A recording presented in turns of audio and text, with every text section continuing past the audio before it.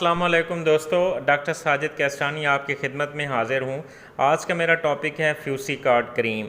तो दोस्तों, जो दोस्त नए हैं चैनल पे उनसे गुजारिश है कि चैनल को सब्सक्राइब कर लें और बेल आइकॉन प्रेस कर लें।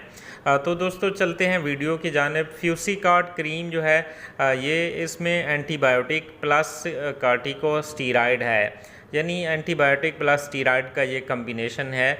इसमें फ्यूसिडिक एसिड है एंटीबायोटिक और बीटा मैथासोन है स्टीरॉयड कंपोनेंट। तो ये इन्फ्लेमेटरी जो डर्माटोसिस है, जहाँ पे बैक्टीरियल इन्फेक्शन भी साथ जो है ना मौजूद हो या सस्पेक्टेड हो, तो उन केसेस में इसका इस्तेमाल जो है बहुत मुफीद है।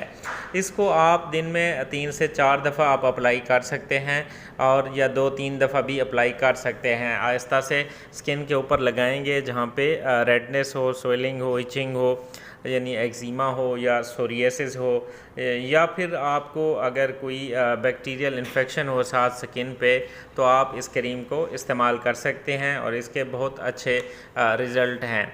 अगर इसके साइड इफ़ेक्ट्स की बात की जाए तो ज़्यादा लॉन्ग टर्म इस्तेमाल जो है ऐसी क्रीम्स का, जो भी स्टीरॉयड क्रीम्स हैं, इनको ज़्यादा लॉन्ग टर्म इस्तेमाल नहीं करना चाहिए। आप 2 से 4 हफ़्ते तक इनको इस्तेमाल कर सकते हैं और इनके आपको अच्छे रिज़ल्ट मिलेंगे।